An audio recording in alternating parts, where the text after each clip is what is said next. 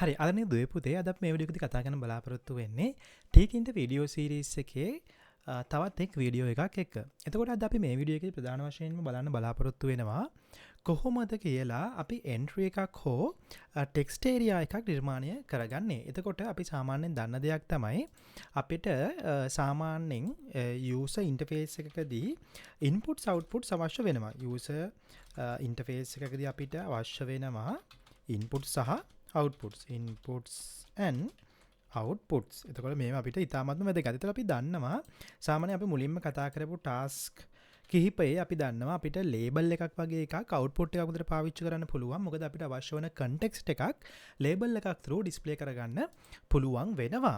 එතකොට අපිට user input එකක් ගන්න නම් අනිවාර්යයෙන්ම අපිට අවශ්‍ය වෙනවා යම්කිසි entry level නැත්නම් යම්කිසි entry enter කරන්න පුළුවන් input එකක් enter කරන්න පුළුවන් වෙන area එකක්. එතකොට ඒක text area එකක් වෙන්න පුළුවන්, ඒක entry area එකක් වෙන්න පුළුවන්. එතකොට අපි සාමාන්‍යයෙන් දන්නවා HTML, CSS, JavaScript වගේ දේවල් පාවිච්චි කරගෙන අපි web page එක නිර්මාණය කරද්දී ප්‍රධාන වශයෙන්ම forms නිර්මාණය කරද්දී අපි පාවිච්චි කරන මේ input කියන tag එක ඊට අමතරව අපි text area කියන tag එක පාවිච්චි කරනවා.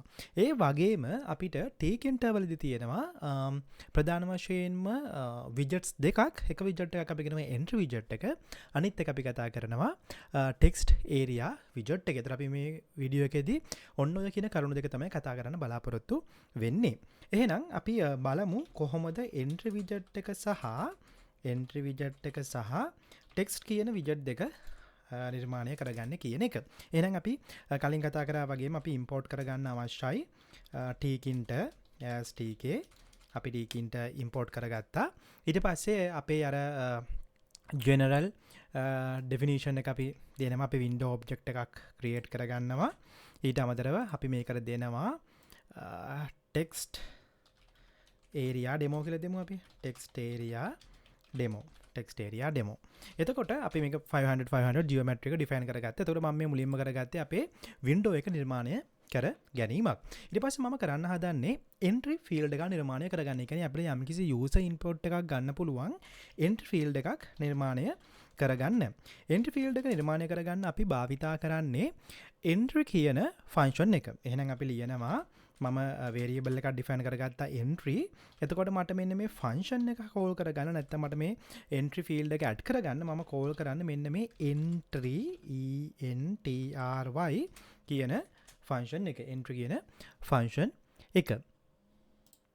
එතකොට අපි add කරගන්න අවශ්‍යයි මෙන්න මේ entry කියන field එක add වෙන්න ඕන location එක. එහෙනම් අපි කියනවා මේක add වෙන්න ඕන window එකට. ඒතර අපි සාමාන්‍යයෙන් දන්නවර කලින් කතා කරා වගේම අපිට parameters define කරන්න පුළුවන්.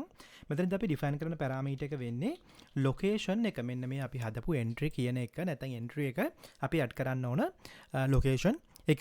ඊට අමතරව අපි දන්නවා මේක අපි මොකද කරන්න ඕනේ add කරගන්න අවශ්‍යයි නැත්නම් pack කරගන්න අවශ්‍යයි අපේ main window එකට. එහෙනම් අපි මේක ලියනවා entry.pack කියලා අපිට ලියා ගන්න පුළුවන්. එතකොට අපි දන්නවා සාමාන්‍ය අපි ජෙනරල් කරන දේ තමයි අපි මේකේ window එක main loop එකේ run කරන්න ඕන. එහෙනම් මම ලියනවා window.main loop. අපි මේක run කරලා බලමු.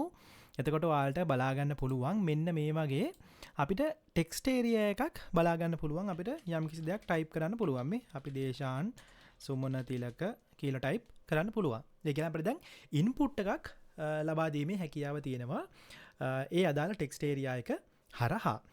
එහෙනම් දැන් අපි බලමු මේකේ තව මොනවද අපිට කරන්න පුළුවන් modifications.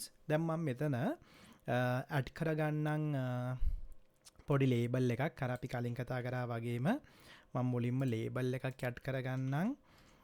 මම කියන මේ label එකේ නම දේශාන් සුමනතිලක IT Academy. ඊට පස්සේ අපි කියමු තව label එකක් දීලා අපි ඒක label 2 කියලා ගමු. label 2 අපි කියමු enter your name.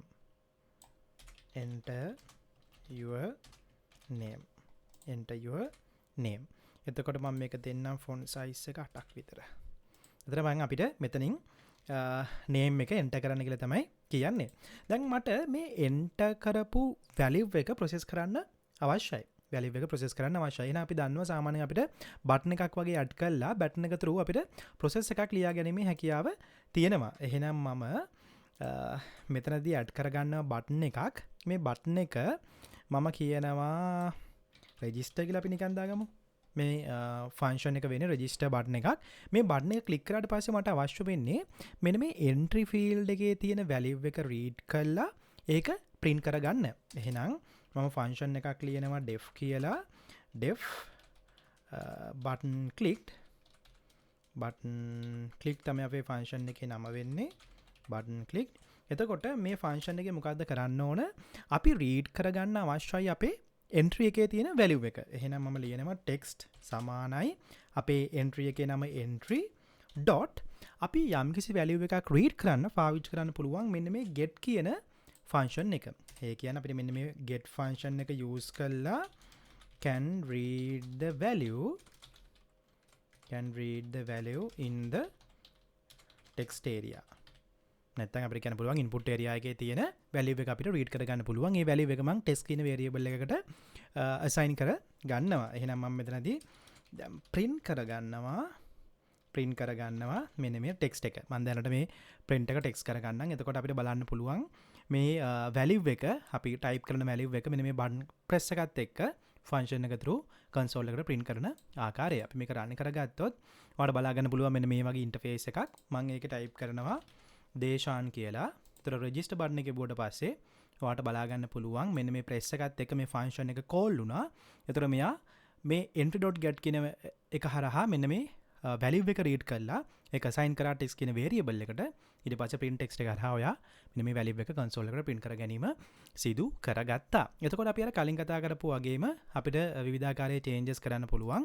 එතකොට අපි හිතමු මට label එකක් change කරන්න අවශ්‍යයි කියලා.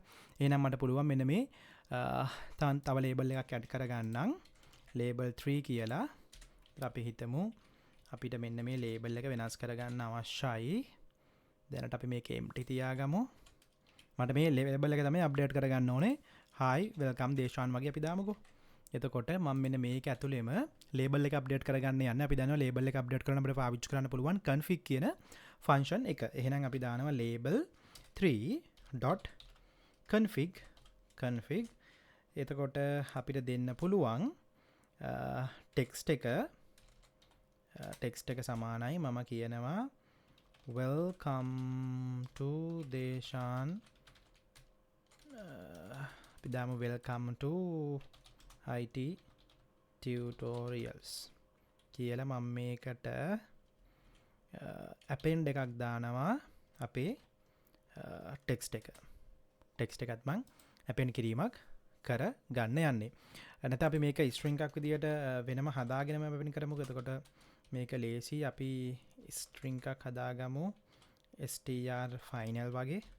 එතකොට මට ඕනේ මෙන්න මේක welcome to tutorials කියන එක එක්ක මට මෙන්න මේ text එක append කරගන්න ඕන. එතකොට මගේ දැන් str final කියන variable එක මෙතනට pass කරගත්තා නම් හරි. str final. එතකොට මම මෙන්න මේ text එක තමයි දැන් pass කරගන්න යන්නේ. එතන පොඩි space එකක් තියාගත්තා. හරි. අපි මේක දැන් run කරලා බලමු. දැන් අපිට මෙන්න මේ වගේ output එකක් පෙන්නනවා. දැන් අපි update කරන්න හදන label 3 එක. එහෙනම් මම මෙතන දෙනවා. අපි හිතමු මම මේකේ දෙනවා name එකක් අජිත්. register එබුව ගමන් අපිට බලා ගන්න පුළුවන් welcome to IIT tutorial Ajith කියලා අපිට නමත් එක්ක මෙන්න මේ context එක බලා ගන්න පුළුවන් වෙනවා. එතකොට අපිට දැන් හදිසියරි අවශ්‍ය නම් එතකොට අපි සාමාන්‍යයෙන් දන්නේ දැන් මේ වගේ interfaces භාවිත කරලා අපිට username passwords වගේ දේවල් input විදිහට ගන්න පුළුවන්. ඒ කියන්නේ අපිට login එකක් හදන්න ඕන නම් දැන් මම මේ code එක වෙනස් කරගන්නම්. මට අවශ්‍යයි login page එකක් නිර්මාණය කරගන්න. එතකොට මට එක label එකක් ඕන. මම කියනවා මෙතන login page එකක් තමයි මම නිර්මාණය කරන්න හදන්නේ login page. එතකොට අපිට සාමාන්‍යයෙන් දන්න අපිට login page එක ඕන username එකයි password එකයි. එහෙනම් මම කියනවා මට ඕනේ entries දෙකක්. මගේ පළවෙනි entry එක වෙන්නේ entry username. මම මේ code එක මෙහෙමම තියලා මම මේකේ copy එකක් දාගන්න. එතකොට ඔයාලට access කරගන්න පුළුවන් මේ code block එක. මම මේකේ copy එකක් දාලා edit කරන්නම්. එතකොට ඔයාලට උඩ කෝඩ් එක ඇක්සස් කරගන්න පුළුවන්. මම මේකේ ලේබල් දෙකක් ගන්නවා. පළවෙනි එක මං කියනම් login page. එතකොට අපිට අවශ්‍ය වෙනවා entry fields දෙකක්. එකක් ඕන name එක ගන්න, user name එක ගන්න. අනිත් එක ඕන වෙනවා මට password එක ගන්න. එතකොට මම මෙයා entry 1 කියලා define කර ගන්නවා. එතකොට මම මෙතන දෙන්නම් තව label දෙකක්. එතකොට මට අවශ්‍යයි වෙන වෙනම label දෙකක්. එකක් ඇවිල්ලා මගේ user name එකට user name. එතකොට මට මෙයාව pack කරගන්න පුළුවන්. මම හිතනවා මාව follow කරනවා කියලා. එතකොට අනිත් එක මම දෙන්නම් password. label password. එතකොට මම මේ label password එකත් pack කර ගන්නම්. එතකොට අපිට දැන් entries දෙකක් තියෙනවා. එක entry එකකින් අපි user name එක ගන්නවා. අනිත් entry එකකින් password එක ගන්න තමයි බලාපොරොත්තු වෙන්නේ. එතකොට මම මේක text එක දෙන්නම් මෙතන enter your user name. එතකොට මම මෙතන දෙනවා enter your password කියලා. enter your password. හරි. එතකොට අපි නිර්මාණය කරගත්ත label දෙක pack කරගත්තා. ඊට පස්සේ entry 1 entry 1 සහ entry 2 කියලා විදාගමු. එතකොට අපි මේක ලේසියිනේ refer කරගන්න. අපි මේක දෙමු entry 1 සහ entry 2 කියලා. එතකොට ඔන්න අපි username password දෙක ගත්තා. දැන් මට කරන්න ඕන මෙන්න මේ බටන් එක ප්‍රෙස් කරාට පස්සේ මට වැලිඩේට් කරගන්න ඕනේ මෙන්න මේ බටන් ක්ලික් එකත් එක්ක ඒ එන්ටර් කරපු ඩීටේල්ස් නිවැරදිද නැද්ද කියන එක. එහෙනම් මම මුලින්ම values දෙක රීඩ් කරගන්න අවශ්‍යයි. අපි හිතමු මම මෙතනදී text 1 සහ text 2 කියලා variable දෙකක් අවශ්‍ය වෙනවා මට. text 1 සහ text 2 කියලා ගමු අපි. text 2 සමානයි text 2 අනිත් එක අපි ගමු text 1. එතකොට මම රීඩ් කරන්න ඕනේ values දෙක entry 1 සහ entry 2 එකෙන්. entry 1 සහ entry 2 එකෙන් තමයි values දෙක අපිට රීඩ් කරන්න තියෙන්නේ. අතට අපේ මෙතන තියෙනවා entry 1 සහ entry 2 කියලා labels දෙක. මේ label දෙක හරහා තමයි අපි username සහ password එක ගන්න බලාපොරොත්තු වෙන්නේ. එහෙනම් මම මේ values දෙක මුලින්ම read කරගන්නවා. දැන් අපිට මෙතනදී පොඩි functionality එකක් ලියන්න පුළුවන්. මට බලන්න පුළුවන් if text 1 සමානද කියලා බලන්න පුළුවන්. අපි හිතමු Deshan and අපි හිතමු text 2 එකේ තියෙන password එක text 2 එකේ තියෙන password එක අපි බලනවා සමානද කියලා. අපි හිතමු දැනට 1 2 3 තමයි අපේ password එක කියලා. එතකොට මේක සමාන නම් අපි කියනවා print කරන්න කියලා login successful